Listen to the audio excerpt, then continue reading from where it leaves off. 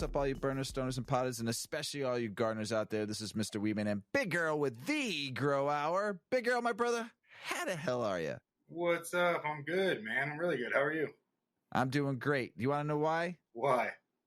Because we're about to smoke some hash with your man night next to you, Mr. WolfMan Jack. WolfMan, how you doing, brother? Welcome back to the show. Good, thanks, Wade, man. Good to see you guys, man. Good to be over here with Big Girl. How was everybody's holidays? Very Wonderful, wonderful. I love it. I love it. Well, this is our Burpin in the Bag episode, but we are doing something totally different than we normally do. We're doing a live hash press right now with Wolfman and Big Earl. Take a look at that beautiful looking machine back there, gentlemen. I'm looking forward to seeing what you pull out of that thing. And so let's talk about what a Burpin in the Bag is. This is your second show that we get you to come back on, and Big Earl and I get really high and let you do all the talking. So what we get to do is we get to sit back, ask some cool questions, good conversation, but this is your show, and this is the show you wanted to do. You wanted to press some hash and show everybody out in the world what the Wolfman can do, so this is the show. So we're all going to get stoned real quick, though, and smoke some good hash. I'm smoking out of the Puffco Proxy, Peak Pro or Puffco Proxy Pro, whatever the fuck this thing is, gadget's called. And what are you smoking out of, Big Earl? I think that's called the Puffco Proxy, too. I don't know, the pipe version. The pipe version. Yeah, Santa Claus brought it for me. Yep. These things make it too easy, man. It's dangerous. Little fucking things. You just take them anywhere you want. It's so nice. Dude, it's just so nice. And this is a temple ball, right, that you gave me, Wolfman? Or Big Earl brought over for me that you made? So this is a temple ball that you sent over, and I cracked it open a little bit, so this is what it looks like. And this thing's pretty dope. The smell is just unbelievable. What strains did you use, if you can remember? Even if I think you were telling me you did it with 4 different strains. 4 different strains from Big Earl. We had Chem Cheese Haze. We had Peach Stank. Help me out here, Earl. Sunkissed was in there. Man, there was one other one. There were some smaller. There were like 4 plants I kind of shoved onto a tray. But they looked super nice and fresh, frozen right away. And then he frozen, beautiful and frosty, and just washed them nicely. Had a good yield out of them. Pressed it all out.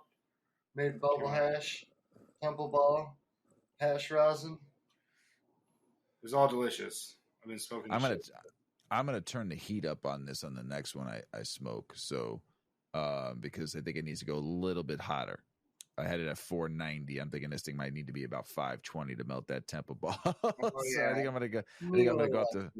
Yeah, I think I'm gonna go up to 520 on this one, on the next one for Mr. Weedman here. So when I'm ready to take another hit, but so yes, this Burpin in the Bag episode is something special. It's the first time we've ever done something like this before, so I'm super stoked where people get to see a live press going on, live rosin being made, and we're going to show that at the end. But for right now, we're going to ask some questions and just some stuff maybe we didn't talk about in the last episode on how we did the whole hash episode in the last one, and that was a hell of a lot of fun. You were sitting looking sexy by the fireplace there, Wolfman. I loved every second of it. I was like, man, he looks sexy. That's what I was going for, really. So I'm going to let Big Earl take this over here. Next couple of things he's going to talk about. But before I do, I want to rip this one more time. Look at the change colors. This is a different color setting I have. That's the one thing I like about this thing. It has a bunch of different color settings. There we go. I lit that thing up at 520, so it should be better. Yeah, we're going to show pressing flower today. But we're going to go over some of the other stuff like Keef and Bubble Hash, which is pretty similar to what we were talking about earlier, he said. But we don't know, so we're going to go over all that shit. So as far as prepping the flower, we get our plant done. Let's say we hang it, and we're going to do this, 2 weeks after it's, cut down, it's just got dried. How do we prep the flower now to really get it to where we put it into these bags? So the thing I like to do is a very, very light trim. You're going to just remove any of the extra leaf matter that doesn't have trichomes on it, doesn't have crystals on it. You'll leave it very kind of a dirty trim. If you can see here on camera, I trimmed some of this personally right before the show here.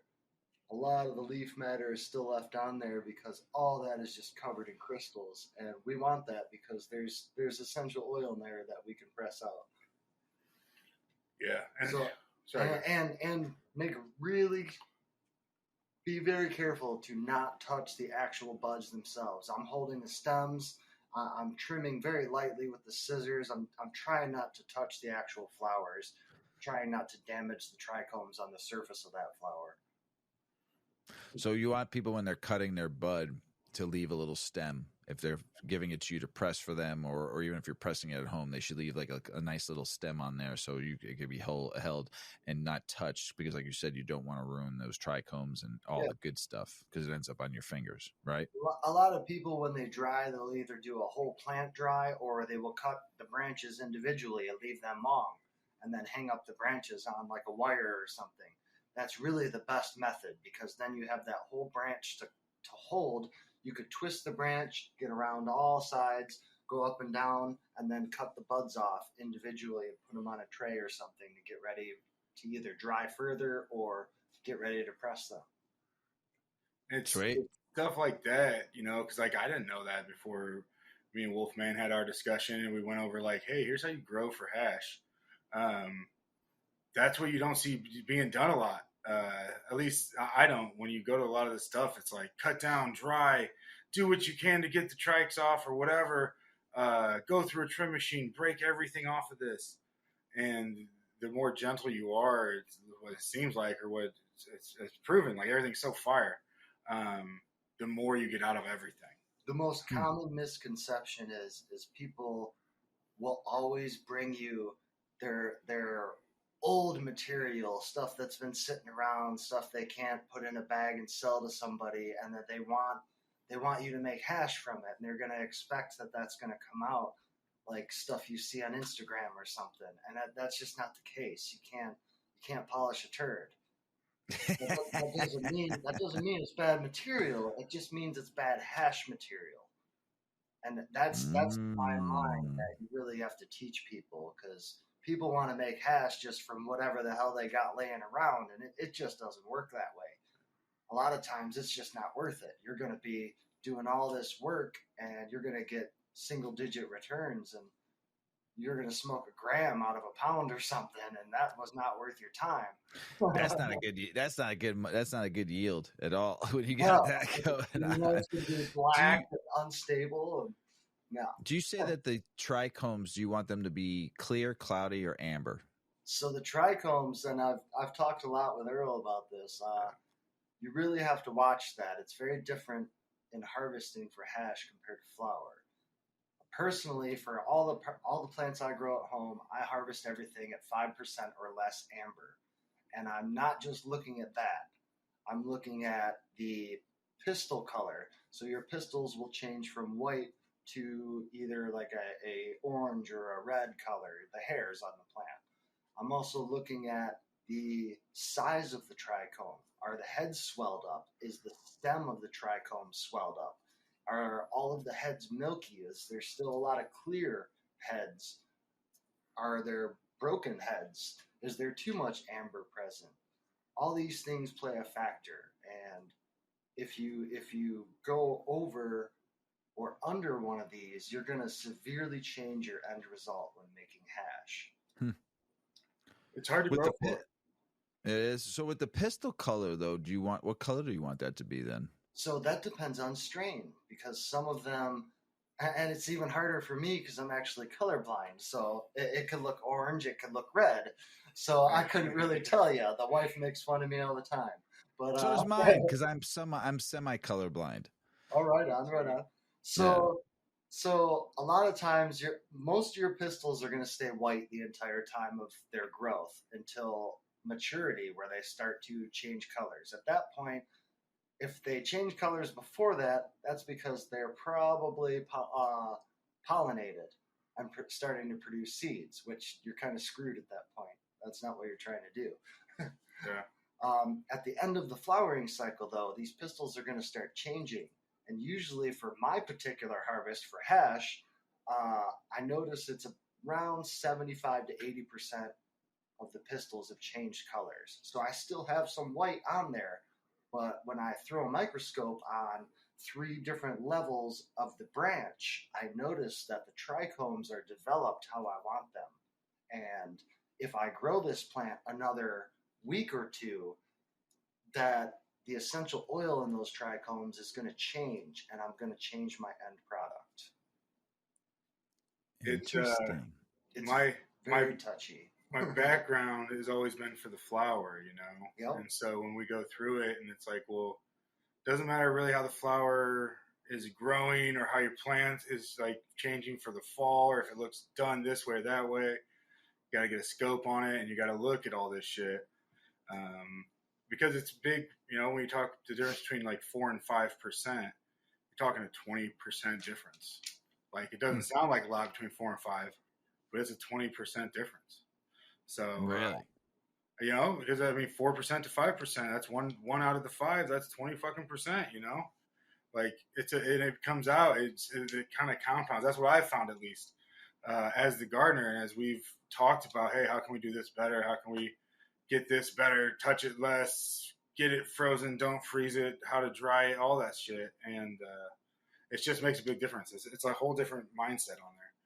Is that your handy dandy microscope? I don't know if you can see this.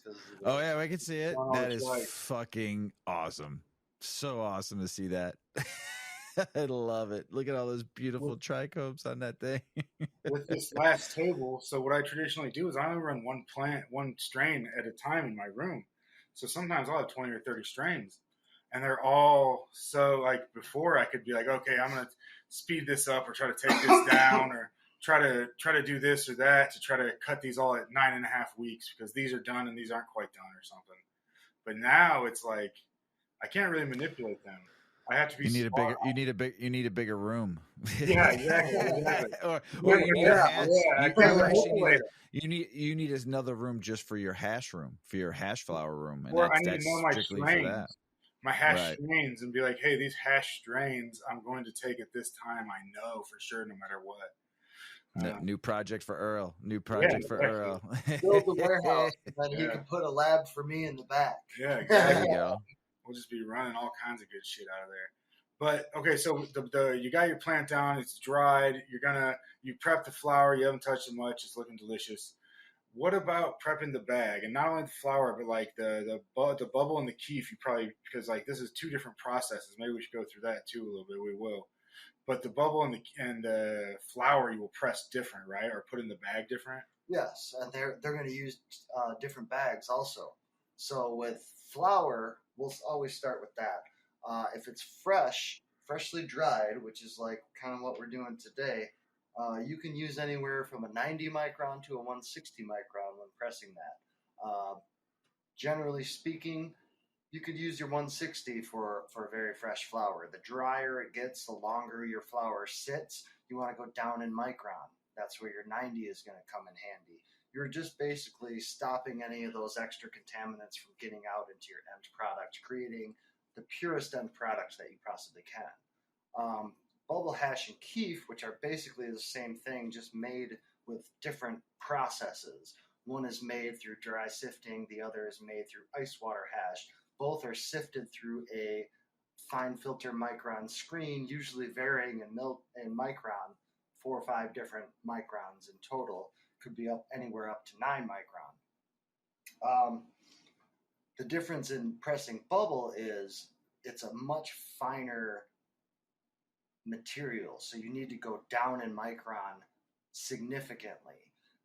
Your bubble hash is formed into a block. It is wrapped in a 15 micron square, just like a sheet. You're wrapping it around. That goes inside of a 37 micron bag, which is folded, and then again in another 37 micron bag. And that is done just for basically filtration and to keep everything from exploding, having a blowout of your bags. Blowouts suck. Blowouts are horrible. They ruin the product. Yeah, it ruins everything. I haven't done a lot of squishes personally, but I've had fucking blowouts. And it's been like, oh shit. Like, and we're gonna go over how to avoid that. But I'm pretty stoned. Yeah, me too. That's good. I'm pretty high. Thank you for that ball. It's fucking wonderful. There's still more. But the worst part about it, I ripped this thing like 8 times, so because it wasn't getting hot enough on the first 4 rips, it wasn't hot enough. I got some. I know I did because and then I ripped it 4 more times at 520, and now I'm fucking baked. Well, that's good. That's where we like to be. So, what kind of micron bag for which again? Like, what size do you use for bubble? What size do you use for flour? Does Keef make a difference between what you use micron bag wise? So for flour, we're going to use anywhere from a 90 to a 160 micron. For Keef and bubble hash, you're going to use from a 15 to a 37 micron. And you could even wrap, when you're doing your bubble hash, you could even take that 37 micron package and put it inside of a larger micron, like a 120 or something, just to help hold it all together even more, just to avoid that blowout. Gotcha. Do you have one on you, like handy? I sure do. I got a 14-gram Nug Smasher bag. Cool, let's see it. This is a 90 micron, so you can see through this. Yeah, I see your pretty faces. They call this a 14-gram bag. Now, Nug Smasher is really good because they have figured out all of the math for you. So if you buy their products and use their presses, you don't have to think about anything. You just do what they say, and you could press exactly the way I do. Your first try. I love it. You sold me, and you don't even work for the company, so and they don't even sponsor the show. Everybody, so just so you know, but he sold me. That's a good salesman right there. And for all you out there in the world, for all you out there in the world that pressure hash, and all you hash makers that listen to the show, and all you work in the the cultivation aspect of it all, this is WolfMan's way. You may not be your way, but you could learn something. So I want to let everyone know that this is the way WolfMan does it. I know we'll probably get some DMs from people or YouTube people going, I don't know, I used it. Great. I'm glad you do. And if it works for you, amazing. This works for WolfMan and for Big Earl, and I'm smoking his shit right now, so it's fucking, I'm baked. So it's good stuff. I've tried most of the products out there. I've been through this, been through that, and I always seem to go back to the same things. Just the Nug Smasher. Is that what it's called? Nug Smasher? Nug Smasher, yep. That's like NUG Smasher? Like, yep. I like it. Fucking love it. That's a good fucking straight to the point name. They don't mess around. They got a YouTube channel. Their freaking owner is on Instagram. He's awesome. I've talked to him. We should have him on the show. Do another. Yeah, that'd be great as fuck. So, prepping the squish area. Ooh. So how's that work? Obviously, you want to make sure wax on, wax on, wax on, and wax off it. So you want to make sure everything's clean. You don't want any contaminants in your area. You don't want anything in your way. We're kind of crowded here because this isn't my normal setup, but we're making it work, you know. You want to wipe everything down. I like to lay down either a piece of parchment or the parchment that I'm going to be using. I like to work on top of that because I know it's clean. You want to have good light. You want to have a flashlight. You want to have scissors. Just make sure your area is prepared for what you're about to do. You don't want to have to get up and have to grab something in the middle of a press or something because then you're not able to focus on what you're doing. Do you use anything to clean the area first before you, like when you're prepping it, do you use any kind of like wipes or bleach, or do you anything to prep the area? Not only just making sure you have everything, cleaning the area first though, from the last prep, from the last squishy, or do you just wipe it down with just some hot water and some vinegar? I don't know. That's what I'm asking. I definitely use 70% ISO. So they make stronger ISO out there, but the problem with the stronger stuff is it evaporates too quickly to kill any actual germs or anything. So everyone recommends that you use 70%, and that's used in mycology also. Yeah. To clean your room too. Never want to go higher than the 70%. Never go higher. Yep, your tents, all that stuff. So clean your tables. You can clean your press. Obviously not the touch screen. That would be bad. but wipe everything down, wipe your tools down, wipe your scissors down, even your gloves. You know, I like to reuse my gloves. I'll clean these as soon as I'm done. And Look at you. Reuse them 10 times. You're so healthy for the earth. I love it. I And try. my biggest line is, if you don't take care of Mother Earth, Mother Earth ain't gonna take care of us. So you're doing your part by not just wasting rubber gloves that don't compost at all. So, so that's awesome to hear. So I like it. Have you ever had dirt like done a squish and been like, fuck, I didn't prep my area right? Oh yeah, or, yeah, definitely. Yeah. I've done a press, and then you pull it out of the machine and you open the paper up and look at it. Take your little puck out, which kind of looks a little something like this, and you notice that there's just all this contaminants in there, and you're like looking at it, what the hell is all that? Could be dirt or pieces of weed, flour that got in there, or stems or something that maybe got stuck underneath you didn't see. Your table could have had something on it and it got stuck in your press, and now your end product is contaminated, and you got to pick around that and probably lose some of your product, which sucks. Nobody wants to lose anything. We want to smoke more of it. Yeah, that's true. What percent do we look at it here? Like, if we run a bubble, what percent do you think, like, with that technique? And then what, like, is an average type or something on the flour, you think? So percent yield you're talking? Yeah, percent yield. Yes, sorry, okay. Put 10 grams in. What do you get out? Whatever the breakdown. So your average bubble yield is going to be anywhere from 50 to 80%. And that's 50 to 80% of whatever bubble you're putting in. So let's say you're putting 100 grams in. You press that out, you're going to get 50 to 80 grams back of hash rosin, which is almost the most purest form of solventless extraction. For flour, that number is going to be a lot less, just because it's flour. Bubble hash is already a concentrated form. It's already a type of hash, and we're purifying it even further. Flour is the raw form of bubble hash, so we're not going to get an equal or more yield out of pressing flour. It's obviously going to be lower. So your average yield for flour is going to be anywhere from 10 to 20%, depending on the flour, depending on the strain, depending on how it was handled, harvested, dried, how long it was cured, if it was cured at all. I always say it's better to cure the hash than it is to cure the flour, because for one, it's a hell of a lot easier, takes up less space, and you can't really screw it up, because you could just put it in a jar, throw it in your fridge, and forget about it for 2 months and be like, oh shit, I got this bomb-ass hash to smoke. That makes 10 cents. You forget about your flour, you don't burp it or something, you could have mold, you could have just chlorophyll taste, it could taste like straw, you could mess up a lot of things. Yeah. So we go through, we clean our weed up, we fucking press this shit, we get our percents that we get.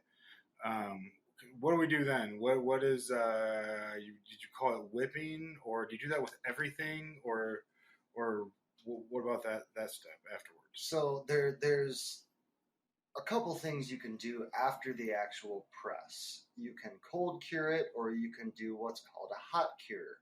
Hot cure is exactly what it sounds like. You're putting it on a hot plate, and first you want to cause agitation. You want to whip it. You'll see online people will do the pull. They'll pull it like taffy, blah, blah, blah. I like the taffy pulling. I love watching that. And then they cool. braid it and pull. It was amazing the first time I saw that. When you're only working with a little bit at a time. Yeah, I mean, I saw a big operation. So it was really. I was sitting here earlier with little chopsticks, just fucking. It looked like taffy pulling machine. It was amazing when they were doing it. When we're doing smaller amounts, I'll take my dab tool like this. It's like a little skinny spoon. You just kind of whip it, or even I'll just twist it on there, and just you're basically doing the same thing as pulling it and kneading the dough, you can say. No, it's so pretty though. I have a video of it when I saw it live, and it was absolutely the most amazing thing I ever saw. It's like, fun to do when you have that amount to play with. It's definitely fun. Oh, so beautiful looking. Did you say you stored it in the fridge? Is that because it's dark? Does the cold help it, or is there anywhere else you say store it? So there's three things that will degrade your hash over time, and that is light, temperature, and oxygen. Those are the worst of all. Those are like the three things, the kiss of death for a lot of stuff. So I had a feeling you were going to say all three, but that's why I went 1, 2, and that's the kiss of death for a lot. Beer, weed, hash. Yeah. Anything good, really. Mushrooms. Yeah. People forget oxygen, as much as we need it to survive, it also degrades and like beats shit up. It eats things alive. It has water in it. It has a lot of stuff in it. Yeah. I actually, when we talked in the last episode, when you talked about storing it, and I kept mine in the fridge, and I kept it in the little containers like I have, little black containers, little glass containers. I got this little yellow one here. But you brought up something interesting on the storage last time, and that was you stored it in a mason jar in the paper, and you had it in the wax paper, right? Or was it the parchment paper? Yes. And you had it stored in a mason jar like that.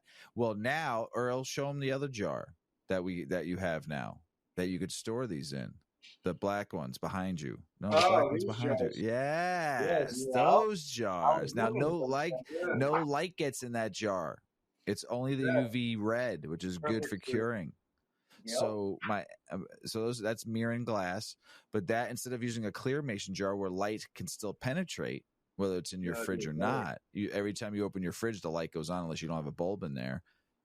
Those jars will stop all light from going, all the bad rays going in, and keep only the good rays go in. So, and it's smell proof and oxygen proof and all that stuff. It's pretty sweet jar. So that's what I was trying to talk to you about last time. And I just had to bring it up because Big Earl got a Christmas present for Mrs. Weedman. So the story is where that dad should be right now.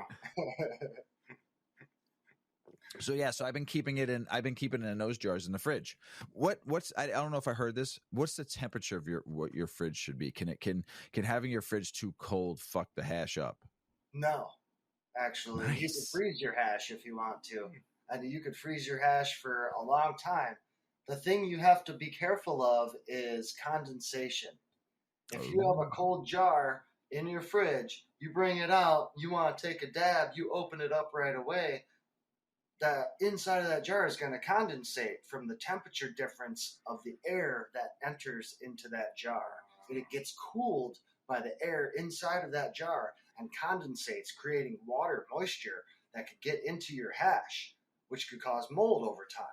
So it is a very good idea if you want to take a dab out of that, take it out of the fridge, keep it in a dark place still, like a kitchen cabinet or something, and let it warm up to room temperature before you open it. That's a good fucking tip. I didn't know that. A lot of people don't do that. They pull it out of there, open it up, give it a whip, give it a smell, put it back in there. They're just fucking themselves. So leave it out for a little bit, right? And then put it back in? It doesn't take long, 5-10 minutes. Sweet.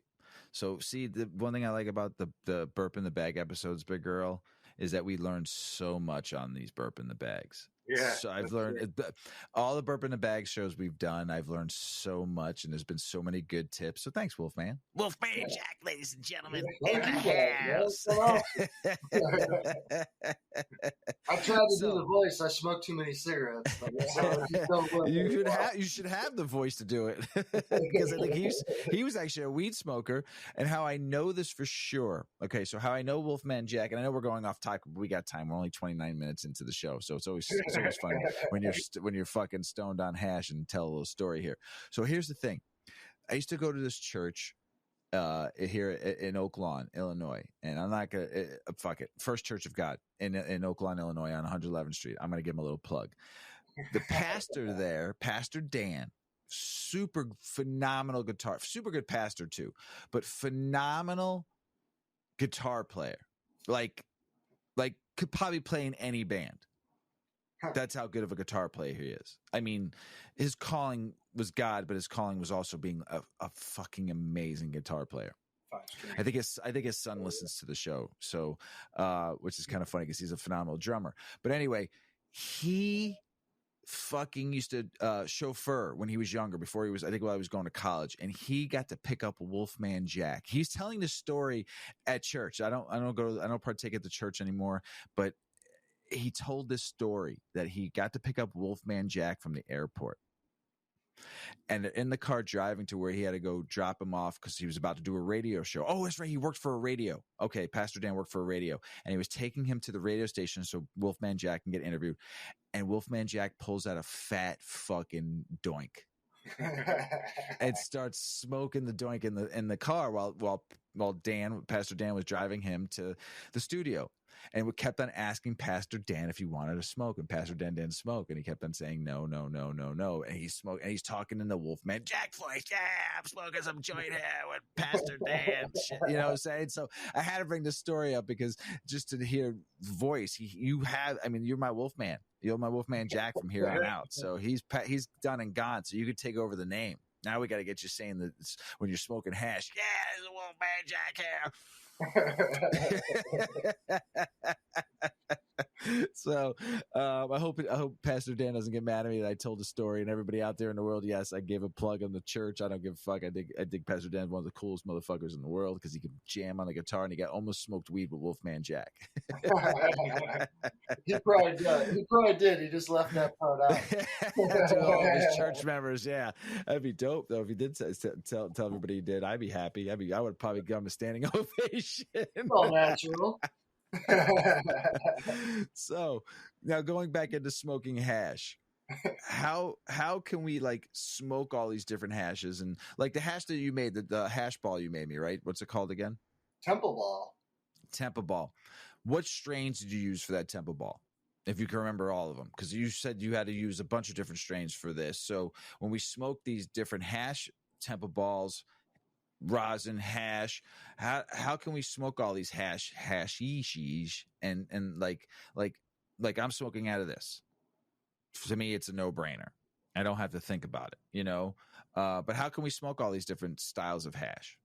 Oh, there's many ways. You could roll it in a joint. A lot of people will take that Temple Ball, cut it into smaller pieces, and roll it into little worms and roll it into a joint. That's my favorite way. You could put a little bit into a bowl with some flour and smoke it like that. Possibilities are endless, really. Any way that you smoke. Even the spliff, the almighty spliff, man. Oh, when yeah. I used to smoke tobacco, bubble hash used to be the hash. I couldn't get any other hash. And so I'd roll some bubble hash, those snakes he was talking about in tobacco, and I'd have spliffs. And I'd smoke them at work because it would smell like tobacco. And yeah, there was that little bit of hash and weed in there, but the people that knew. And the people that didn't know just thought it was a fucking spicy cigarette.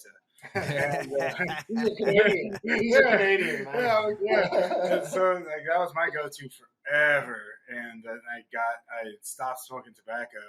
And I went to chewing. That's a different story. All terrible. Yeah. All terrible. But I had to stop with my spliffs. That was the hardest part of stopping tobacco for sure for me. But it was fantastic. Well, what about the Temple Ball? You dabbed the Temple Ball on your rig, and honestly, I didn't think that Temple Ball would dab on a rig like that. It's not dabbing as well as I thought it would, but it's all I got. Okay. It did smoke. It got me high as fuck, but it maybe, I don't know if I should use lesser heat, or do I need to make sure it's a little bit more warmer, at room temperature warmer?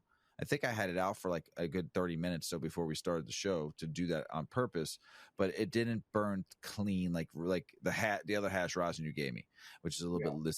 It's the Temple Ball was a little bit harder.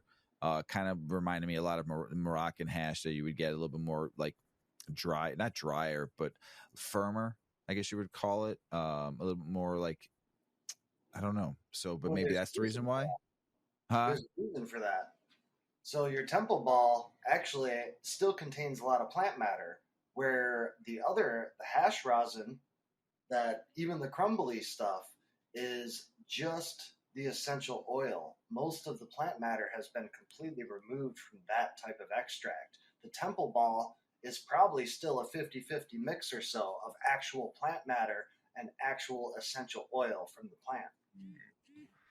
So that's why it's not going to be a complete burn, a full melt, because it's a full spectrum product. So it has it's going to have a little bit of this, a little bit of that in it, just to get all of the benefits. You could purify that and make it just straight THC, sure, but what's the fun in that? We like to smoke flower too, and why not smoke a hash that imitates flower but just intensifies it? I can tell you this: full spectrum everything for me is so nice. Even like a keef, putting that into like a lotion or food, and using that over a isolation, like a distillate, THC isolate, or any of that is so much more therapeutic. It doesn't just get you in the mind; it gets you all in the body and everything. It's nice. It's what makes all the different strains something. It's the shit. It's really So what's the best way? What's the best way to smoke that temple ball? Because I'm getting little hits. I'm not getting big clouds off of it, but I'm getting rips. I'm just not getting like, the big hits off of it. I don't know do I need to lower the heat down? Maybe do I need to raise the heat up?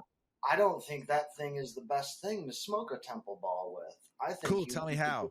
Yourself a fat, old school beaker bong or something. Oh, I got one of those. That's what I could throw that in there right now and smoke it. Sprinkle a little flour just to kind of plug the hole. Throw some of that bubble in there. Sprinkle a little flour on top, and go to freaking town. That should burn great. We used to do that with hookah. We weren't blessed enough to have a delicious temple ball, but we got our bubble hash and we throw it in with our hookah tobacco, and it would burn on just in that bowl like that with the coal. And man, we had a cop check it once. He was just like, "Oh, hookah." We were sitting there getting high as hell before. That was a long time ago, But, I have a nice little a Rick and Morty. It's not a bubbler, but it's like a cross between a bong and a bubbler. I forgot what they're called. And I have this thing, and I think it's going to be perfect to smoke that temple ball out of. I mean, like, it's going to be. I'll send you a picture later after the show, but I think throwing some weed on this thing and then throwing the temple ball in there, and then I think that thing is going to be, because you can, like, what's cool about this thing is it's a percolator. Time for the percolator. Time for the percolator. Okay. It's a percolator. It's a percolator. So I think because you can take a hit, hold it in there. The air doesn't come out. The smoke doesn't come out anywhere. You just keep on perking it up. And I think it'll get a really good heat going in there. And then like make that temple ball burn clean with the flour. Yeah, we're gonna have some experiments this weekend, fellas. It's gonna be nice. Time for the percolator. Time for the percolator. How did you make that temple ball? Ooh. Did you bubble hash it and then like roll it out? So there's two ways to make it. The standard way is first you make either bubble hash or dry sift, and then you will heat a glass bottle either with boiling hot water on the inside or just using a heat gun or something to a certain temperature. And you're going to smash your bubble hash all together into like a flat pancake in between two pieces of parchment paper. From there, you can take it, roll it all up in your hand, and you roll, and you roll, and you roll, and you roll until your hands are about to fall off. And then when you're finally done, you're going to do that again the next day. And the next day, and the next day. Now, mine stay very light colored because I wear gloves when I do this. If you don't wear gloves when you do this, like traditional hash temple balls, it will turn black from the oils in your skin mixing with it. Mine don't do that because I wear gloves. Simple as that. It's more of a cleaner product. And take a look, everybody. Even though it doesn't look like a ball anymore because I broke it up, but that's it right there. It's really cool. I have a little ball of that too, and it's like started to sweat over time. Oh yeah. It was like sitting in the jar, and it started to get like, I see like almost grease running down the side of it now. And that's the terpenes starting to separate. You can cure hash just like you cure your weed, and over time, it's only going to get better. It's going to be a smoother smoke. It's going to stink more.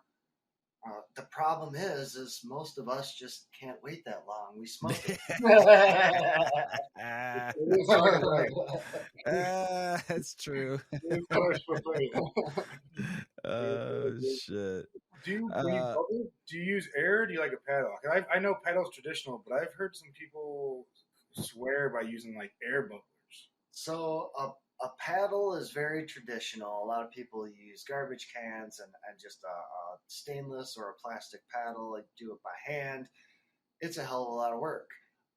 Another common method is using a bubble machine, which is basically like a mini washing machine used for RVs and stuff. People put ice water in there, some bubble bags, you wash it up, and then you drain it through a set of bubble bags. The air agitation thing, I've never actually seen those. I would imagine it would work okay as long as your temperature is correct. So what I was told, and maybe this is crazy, they said they put the air unit in a freezer, and they would pump air. They'd use a cooler, like a cooler when you were in 6th grade soccer, and the whole team had ice water from the one jug, the igloo. Yeah. They put it in there, and then they drilled basically holes through the top, I think is what it was. And they checked. So he's like, when it was explained to me, he said he was constantly pushing this cold air in. I never actually smoked any of this hash. I never saw it either. But I don't know. Yeah, I don't know if that would make a difference or not. I mean, that makes sense. It just seems like, to me, the thing that knocks the trichomes off of the material is the actual temperature of the water. It's not the agitation. It's not the amount of ice that's in the water. It's the temperature. Those trichomes are freezing, becoming brittle, and those mushroom head trichomes, the heads are actually breaking right off. And that's what we're collecting in our bags when we're filtering the water. I learned something new again. I love it. So smooshing, as we call it, smooshing. I like smooshing. I like smooshing next to Mrs. Weedman, especially. I mean, that's spooning. Sorry, smooshing.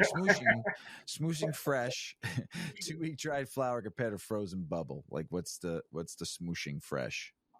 So you can't smush any flour that's still wet. That's a common misconception. You have to first freeze it and then make bubble hash out of it. And then then you're able to press fresh frozen flour, in a sense. So like when we went over the hash stuff, it made more sense for what we do together as far as how I grow and how he processes or smushes to do the 2-week cure compared to the fresh frozen, because it's usually like one plant of something. It's not like 20 pounds of something. And so that's part of like the grower hash maker relationship, is like everything. It's just like in the garden, everything's so specific. How are you growing? What are you growing? How are you harvesting? What are you harvesting? How is it drying? How is it be like? It's a fun process for sure. What you don't know always kills you. Yeah. Can we do anything with the smushed bags afterwards? Like, can we do anything with those things?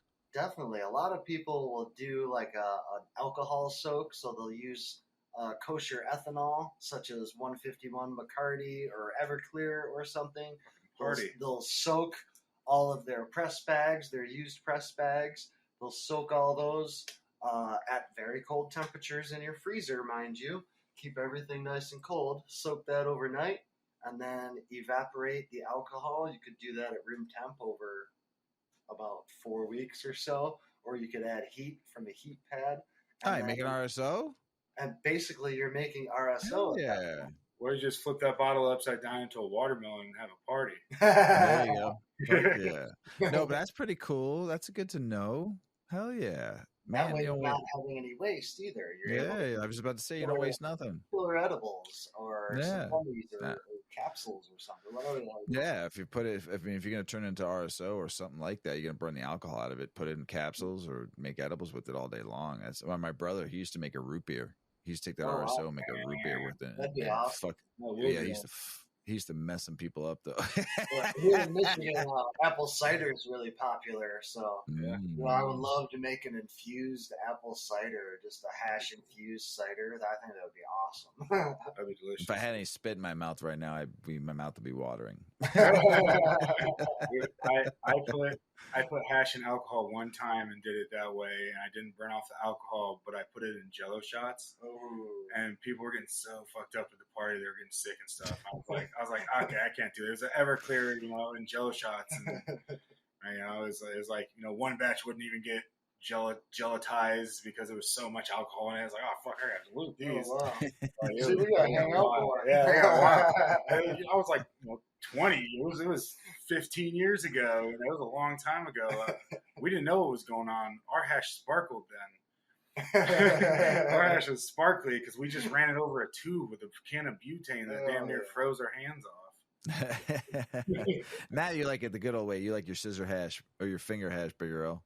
I fucking love scissor hash. I put that on my joints, on my bowls, on everything I smoke pretty much. Like Frank's Red Hot, he puts that shit on everything. All right. So I'm super stoked because not only did we talk about hash again, we're going to do a live demo. It's live to us three, but you're going to be able to see this on YouTube. So if you're listening to this just audio on any platform out there, hop over to YouTube and watch the live demo. If you get commercials and stuff, it doesn't matter. You just go to the end. So we're starting this at 45 minutes and like 46 minutes. We're starting the live demo. So if you listen to this in audio, but you really want to see WolfMan Jack press with Big Earl and showing how it's all done, switch over to YouTube now at 46 and 11 seconds. And WolfMan, let's see how we do this live demo. Describe the machine. Show us how the bag is pressed. Show dab and the bag after, and then because I'm sitting back and watching, I'm not asking any more questions. So I want to watch this. So here's Mr. Weedman sitting back. Well, obviously, first we're going to have some good flour to start with. This is our London pound cake, grown by Big Earl. Some wonderful flours. Very sticky, very resinous. We're going to use a 90 micron press bag. This is a 14 gram press bag. Same one where I was showing you earlier in our episode here. Now, there's a certain way to fold this bag. A lot of people will just pack it full and put it sideways, and you're losing a lot of yield that way. If you look on any of the websites for Nug Smasher or Low Temp, they recommend what's called bottle tech style. That's very easy to do. First of all, we're going to start by tucking in the corners. Just like this. Interesting. He makes it look easy too, guys. Just so you know, I've tried to do this. It does not go that well. It's not that easy right when you start. I've done this a couple times. two tree. So, both sides. Looks like a diaper. Kind of looks like a diaper, or like even like an arrow even. And that way, when we push this down, it's going to flatten out and it's going to open it up. Just like a bottle. So now we're able to put our flours in here. I've got my press already turned on. It's heating up. Today we're going to be pressing at 175 degrees Fahrenheit. A lot of stuff you'll see online, people will be pressing hotter. I like to press lower to preserve a lot of the terpenes and flavor. But pressing at a lower temperature, you have to increase time. So I'm going to be pressing for 160 seconds today. Do you typically see a lower yield also with a lower temperature? And so is that probably why like a lot of the larger, more money, hungry or whatever you want to call it, type of associations are not doing this? So your temperature is going to vary greatly. There is a threshold of yield, a up and a down basically, and you have to fine tune each and every strain. Wow. I like to start off at about 170 with 600 and about 600 material PSI. From there, you can amp it up just a little bit until you find where your yield peaks and then starts to drop off again. Once you get to that peak, you learn that specific temperature, pressure, everything for that particular strain, for that particular harvest. Because just because it's that strain doesn't mean that it's going to press that way every time you grow it. Because it's going to grow different every time you grow it. It really is. I know we said it before, but like a day or two can make a difference on what this end game looks like, because we've had stuff and like we've gone through it, and like this exact same strains, they don't have the right heads, or they're like a little older, or I managed them a little bit different, or they're in a different bag, and they're like it looks real delicious, but the heads aren't there, and the hash doesn't come out. Yeah. But it's just fire flower, and anybody would be happy to just smoke too much of it. Yeah. So after we get our bag folded, we're going to start loading it up. I like to start with the small nugs first. Just penny size or so. And I like to fill the bottom, get a nice base going. Make sure it's all packed in there really nice. Everything's nice and even, kind of eyeballing it. Doesn't have to be absolutely perfect because we're going to add to it. Basically, after everybody puts in, he's pushing this thing down, if you're not on YouTube, and he's smashing it down with his own fingers to create this even surface and this even like layering up the bag. But not too much. When I'm pushing down in there, I don't want to disturb the surface trichomes too much, because that's all stuff we want to extract. Yeah, it's a real technique. My other press, I don't do anything masterfully with it, not like this. But it was a lay down. I had like this little brick packer, and my bags laid down, and just the yield and even quality, I think, out of the wax I got out of that, it wasn't anything close to any of the bottle tech that he was talking about on the same press using the same bags. Just that process and getting that down and that technique is super huge. And in that same sense of what he said, I wanted to just make a note to anybody listening. You don't need an expensive-ass press to make the same stuff that I'm making here today. You just need a little bit of knowledge and the right press. There's good and bad in everything, and anybody will take your money trying to sell you something. But you get what you pay for, and you really need a press with a gauge on it, because that will provide you with consistency and something to monitor during your pressing. If you don't have a gauge, if you're just guessing, there's no way that you could be pressing out a half ounce, an ounce of material in 4 or 5 different presses. You're going to have 4 or 5 different results.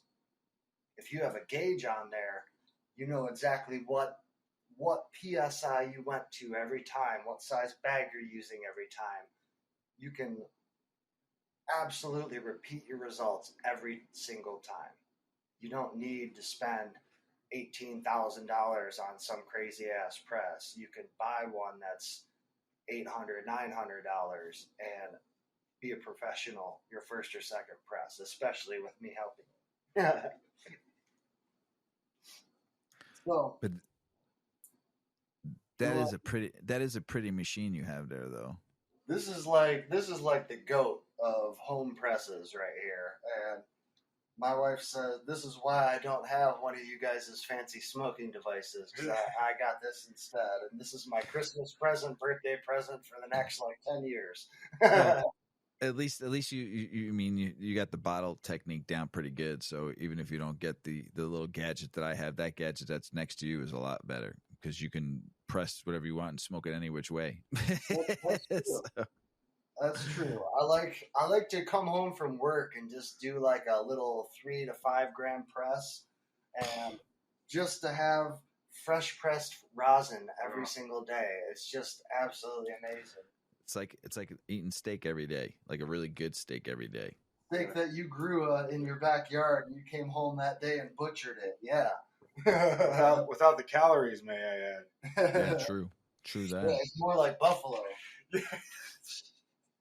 I'm looking forward to when you're done with this, because I want to go, when we're done with the show, not that I want it to end, but I want to now clean this out and then go smoke another rip. But I want to smoke it in my percolator and really get the full effect. Because, like I said, even though I'm baked, I didn't get the what this could really be. So I'm excited to clean this out and then go smoke some Rick and Morty percolator. Oh yeah. Oh dude, it's so delicious. Like even just smelling it, it's got a lot of the train wreck in it. I think I could smell it in there. Well, this was, I mean, it tasted really well. It just didn't, I didn't get the big cloud, and it didn't do this justice of what I know it can be. Is what I'm trying to say. Oh, look at that. So now our bag is packed. It's about halfway full. We got our bottom. We want to make sure those folds that we tucked in are overlapping, or at least point to point. Ours are overlapping, so that'll be very good. And basically, when everything squishes, it's going to hold itself together that way. If they're not overlapping, or if they're not close enough together, them sides will spread out, and you'll definitely have a blowout. That'll be a bad day for you. So here we got all this extra material for the bag. We need to cut some of that off because we need to fold the top of this bag over. So up there, I'm going to cut about half of what's there off. This is very difficult to do too. I make it look very easy, but that takes a lot of practice. And it still doesn't really come out even. So after we get it cut, trimmed, packed, we need to fold the top of this. That's very simple to do. There you go, right there. Keep it right there. I start with the sewn edges, and it's like this no matter what brand bag you're using. Some of them only have one sewn side. Nug Smasher has two sewn sides. Fold those both over in the middle. Just like a present. Fold the other corners in. Boom. And boom. Looks like a nice, pretty little box there. Perfectly squared, like a Rubik's Cube. And when we put it in the press, we want to make sure that the sewn side is sticking towards the side. We want to be able to see this facing out. No stitching, no nothing. All nice and open. That way we get nice flow out of there. So from here, we like to do a pre-press. And I have a really, really expensive, fancy pre-press tool that I bought directly from Nug Smasher. It's certified and patent pending. It's right here.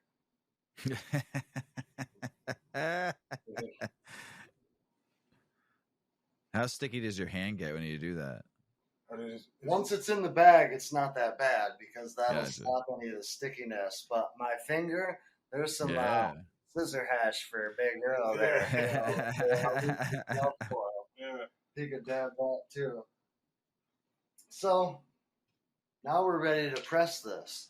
You want to make sure your press is warmed up. On this press, everything is all touch screen. So I select the bag size. I select the PSI that it's going to put on the material, not the gauge PSI, the actual material PSI, which is a math calculation based on bag size. It's all broken down on Nug Smasher website. I don't even have to get into it. I can just give people the link. They need to pay you because you've given them so many plugs. They should. So. At least send me a freaking hat. A cool Nug Smasher hat. That's all I want. We'll need to we need to find out their handle so I can send this to them. So they need to see. I actually talked to the CEO quite a bit. He's a really cool dude, and he's really happy that I bought one of these presses. So he follows me on Instagram, actually. I need to send him the video and say you need to fucking pay this guy. The Wolfman Jack, ladies and gentlemen. I would not be against that. You make a little bit of your money. Give you a rebate on this machine, this beautiful machine. So parchment paper is a big thing in this. You want to make sure you use parchment paper and not wax paper. Wax paper is for making cookies, not for wax. Parchment paper is for making hash. which is what we want to do. This, and there's a different thickness, right? We were talking like there is. A lot of people will just use the Reynolds parchment paper, which is perfectly fine. It is fairly thin, though, and a lot of times that stuff will rip if you're trying to press a large amount, like 10 grams, 14 grams at a time. There's a lot of other options. I prefer press club paper. It comes in pre-cut sheets. You can get them in any sizes, depending on the width of your press right here. You can measure it out. And depends on how much material I'm actually using. If I'm only doing a 5-gram press, I don't need a giant sheet of parchment because it's just not going to press out that much wax. This is a 10-gram press, so I want to use one of the larger sheets. The problem with these are, I got to cut this real quick because it doesn't really want to fit in there very well. So that's simple. You'll see a lot of people online that will fold the sides up. You really only need to do that for a bubble hash press because the quantity that's going to be pressed out, that's that 50 to 80% yield we were talking about. From here, we're able to press. We want to make sure that we can get our package inside of our press, which currently we can't. So there'll be a little noise right here.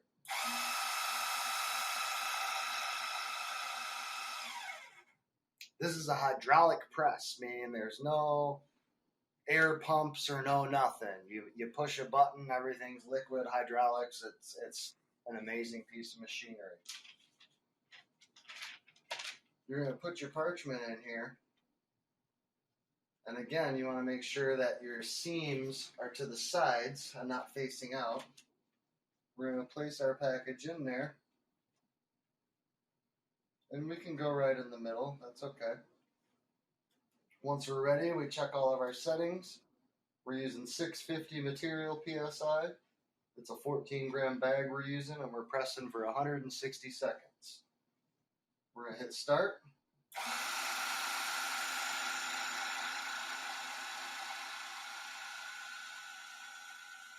That was pretty quick.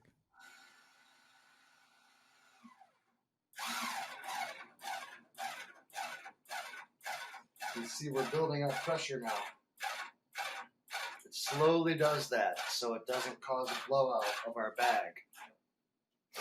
Once it gets up to pressure, it starts our timer. And it holds it there. At this point, we just get to sit back with this press. If you have a press with a pump, you have to sit here and make sure that you're holding that certain pressure the whole time. Not that big of a deal, but I'd rather sit here and smoke. Yeah. Fantabulous.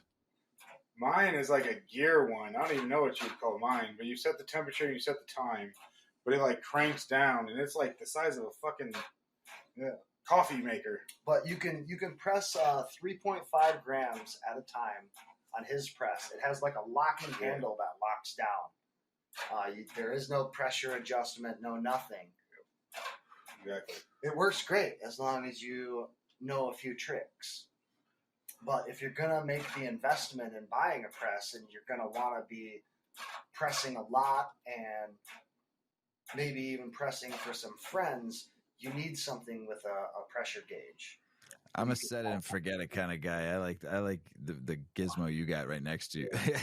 Oh, this is good. One day, Earl, right? Yeah, exactly. When I got mine, I loved it because it was every day I'd do a little press. I'd throw in, like he said, it was like 3.5 grams. And I'd get, tops, half a gram, usually 2-3/10. But for me, it was like, oh, that's 2 or 3 dabs. And those were my dabs for the day. But it was eating up an eighth of weed for 2 or 3 dabs. You roll that eighth in some joints. That's 4 healthy little joints, like, it was, so eventually, especially when I started hunting through seeds and doing all that shit, I kind of went to straight flower. But with all this, it's like, man, it adds another element to everything. Like I said, I'm a set it and forget it kind of guy. Yeah. 160 seconds.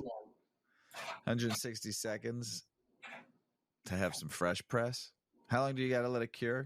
I know we're going to talk about it, but It depends on what type of cure you're doing. Here today for our show, we're going to be doing what's called a hot cure, and you could do that in anywhere from 3 to 10 minutes. We'll see how long it takes. So does we have it cure 13 seconds left. So after you take it out, what was that thing you just moved? Oh, it's a magnet, magnet. to hold the paper. Yep. Just so I can see. I like to watch it ooze out because it's fun to watch. I love watching the ooze out. That's fucking amazing. So now it's releasing. Now it releases, and you're done with your press.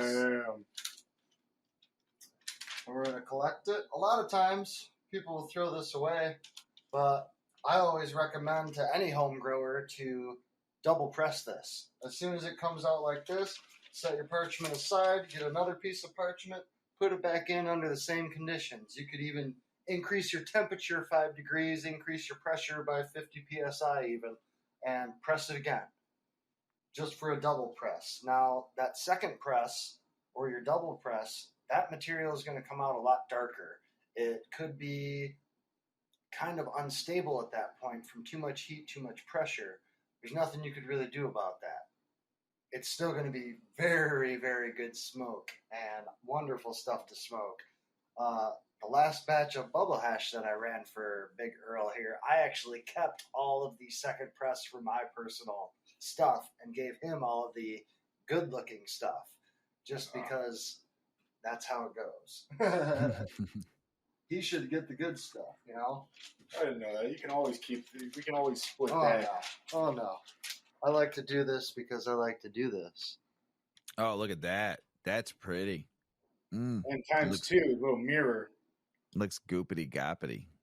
So we let this dry or cool for a minute here, and we'll be able to collect it.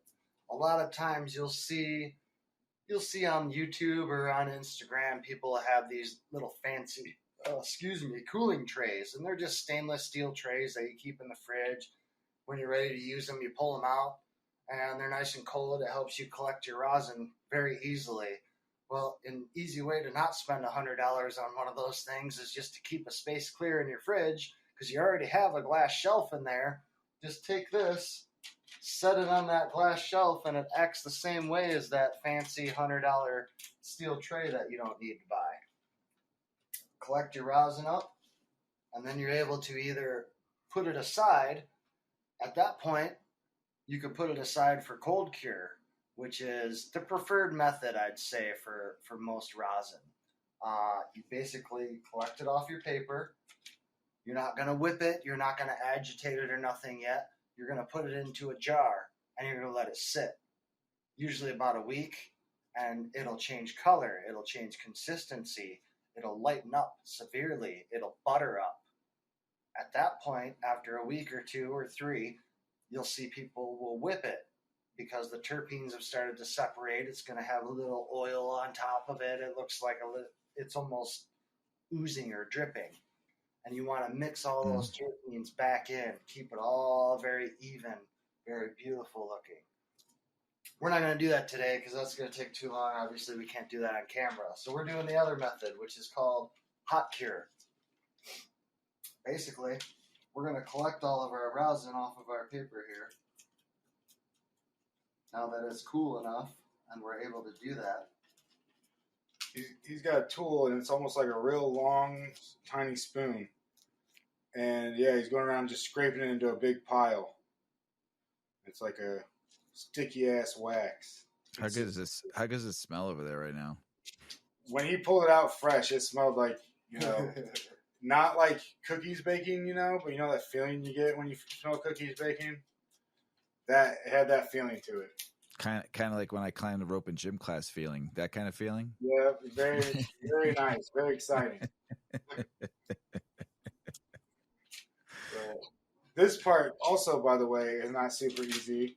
I've tried to do, I don't know what this is called, like whipping or something. No, this is just a collection. Okay, it's just a collection. Well, I've tried doing some of this post where he's going to show you. And it's not super easy, especially in these little ass quantities. Like I basically just ended up with half of it stuck to me, and then I was like, "Fuck it, I'm not gonna ruin the other half."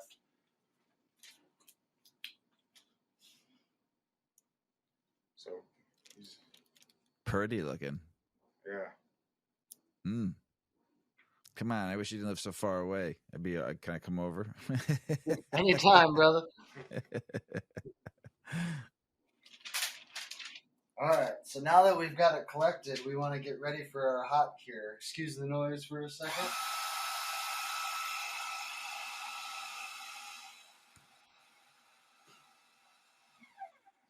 I just wanted to drop this plate down to give us a little more space in between there.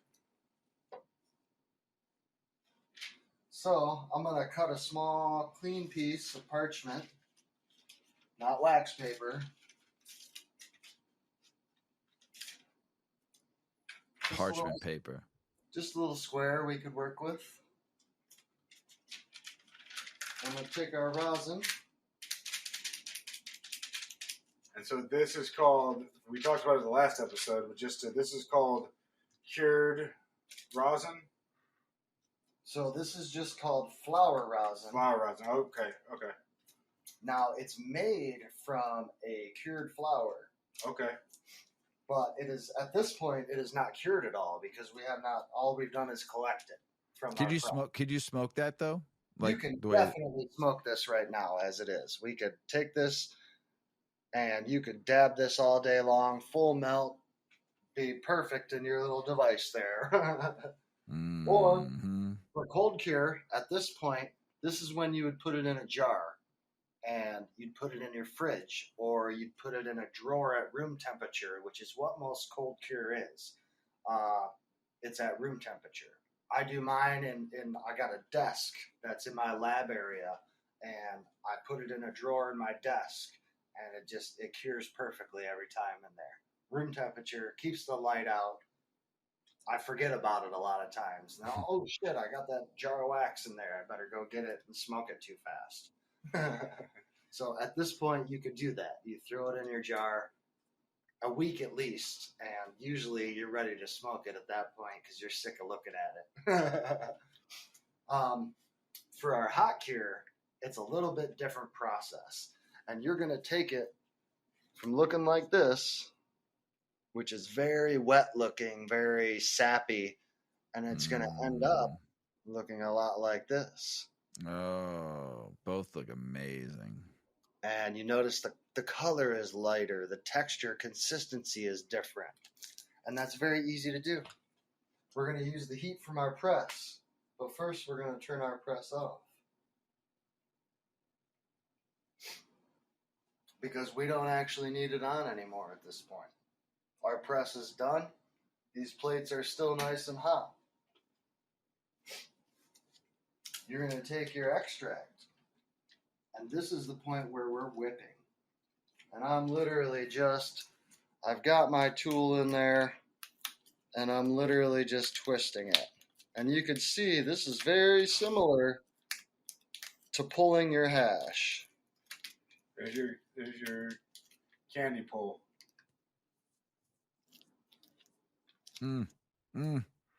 Looks like you're playing with taffy. It's so much fun, but it's very hard to do properly. So you don't need to whip this very long. You just want to get it all agitated and a nice homogeneous mix. So you want it all the same color. Make sure you don't really have too many swirls in there. And I just kind of fold it on itself a few times, and that will usually do the trick. This is harder to do on the Reynolds parchment paper because this paper I'm using from Press Club is actually covered in silicone, which makes it a lot easier to work with. You can get this wax off of here very, very easily. After you whip this up, I like to spread it out because when you put it on the heat, it's going to flatten out anyways. This kind of just helps it along the way.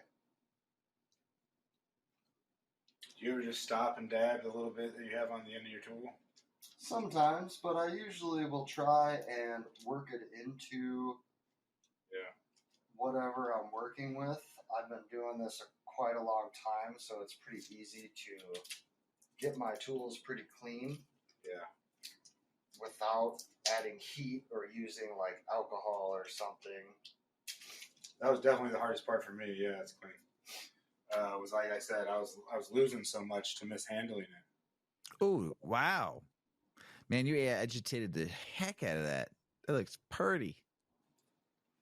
So, and then at this point, we'll just throw it back on our press.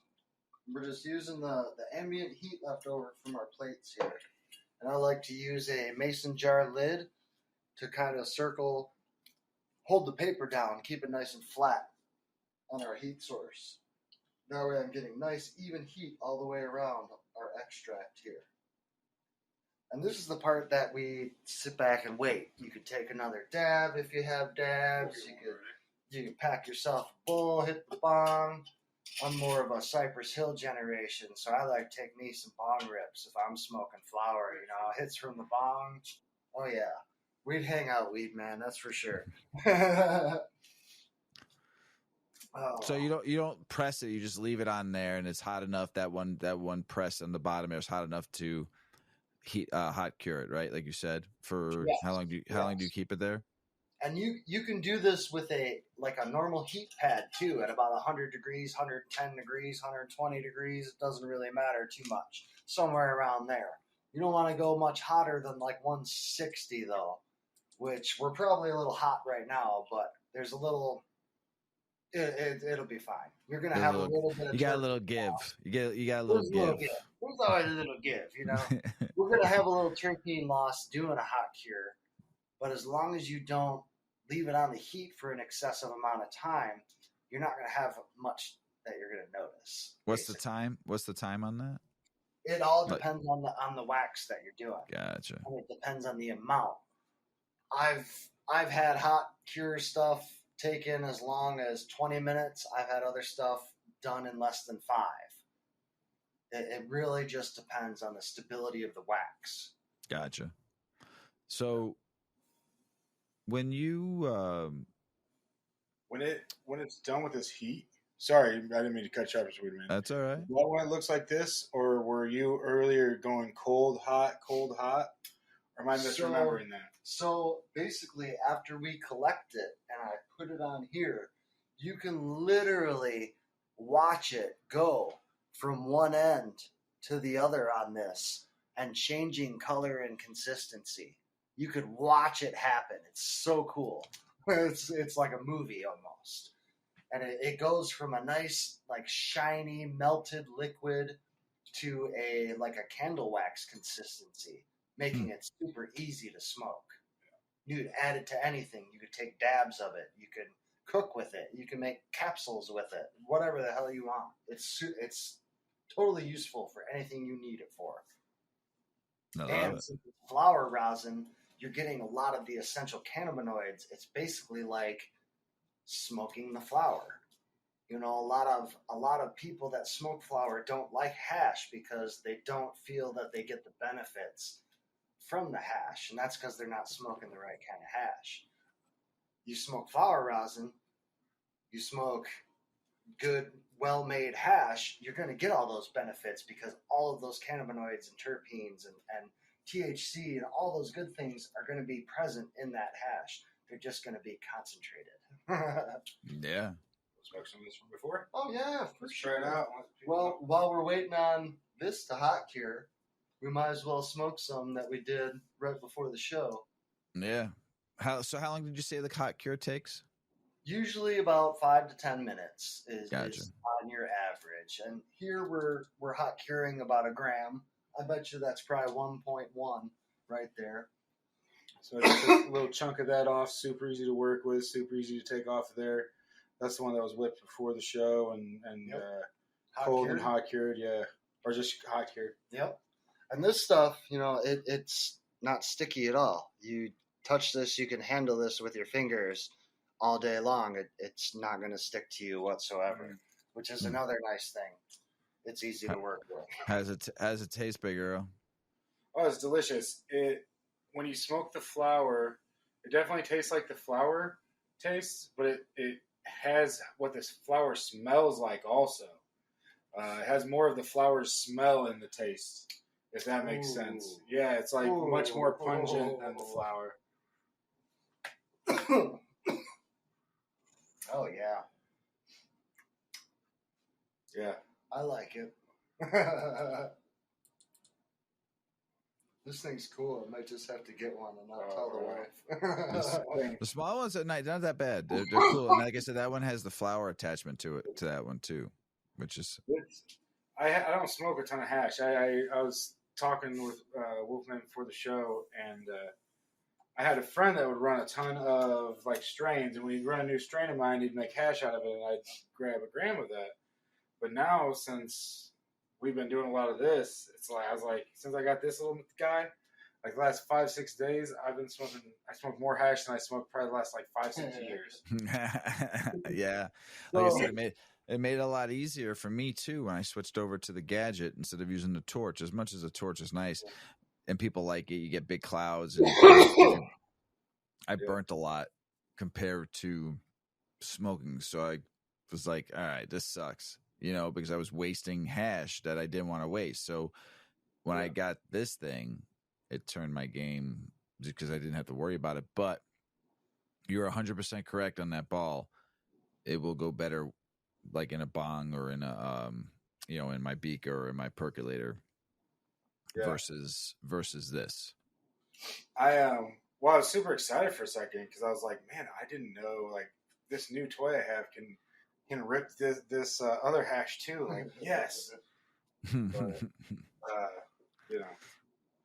and so this waits for a second, and then do you take it off and whip it again, or is it just time? Did we already talk about that? Sorry, it's just time. You only need to whip it once for this hot cure, right before you put it on there.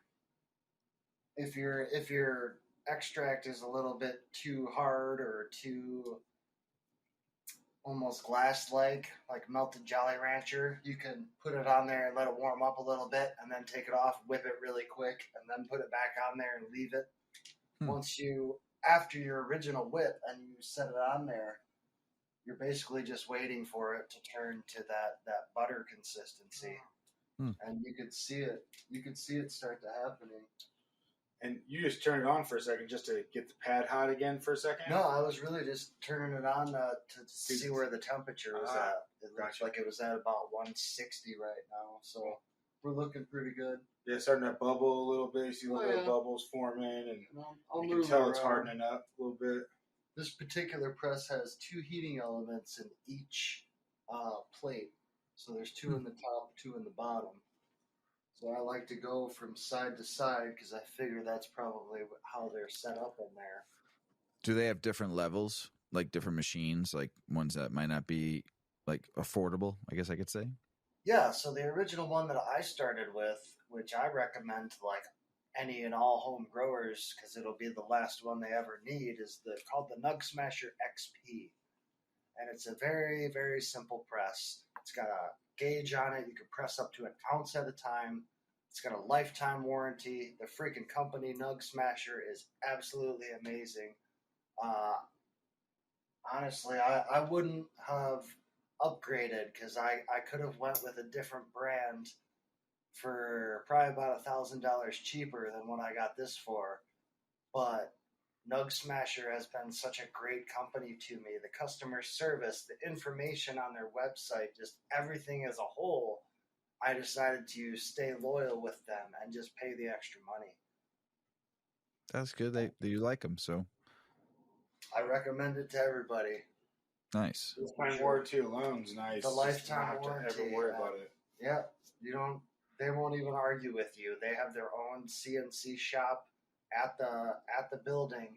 They make all of their own products in-house. It doesn't get more gangster than that. So while we're waiting for this to finish up here in the next couple minutes, plug away. Tell us where we can find you at. Oh man, always find me on Instagram. That's about where the only place I am. I'm also on Big Earl's Discord. If you guys aren't on the Discord, you definitely need to check that out. He's got links to so much good information. I'm I'm really getting on there to up my grow knowledge because, I'm a hash maker, not really a grower. But if I can grow more weed and have better quantity, then fuck yeah. definitely good. But check me out on Instagram at WolfMan. Yeah. 01 for the Wolfman. Yeah, you've been throwing out some fire pictures lately, so it's been great to see on there. So I teach so many people on there all the time. It's really a beneficial resource to me. I'm teaching a guy right now how to do closed loop extraction, and he bought his first closed loop extractor and then contacted me afterwards. It's been kind of a nightmare because a lot of those systems are not built properly, so we've had to add to his system, and he was getting frustrated, but finally did his first run last weekend and was really excited about it. Come on, nice. It did not, because, closed loop extraction for BHO in general is a very touchy thing. Solventless is very touchy, but BHO is even worse. And if you don't have that trichome development and that harvest time and proper handling for BHO especially, and then your process of actual blasting, which he kind of blasted on his own. He didn't really ask me for how I would do it.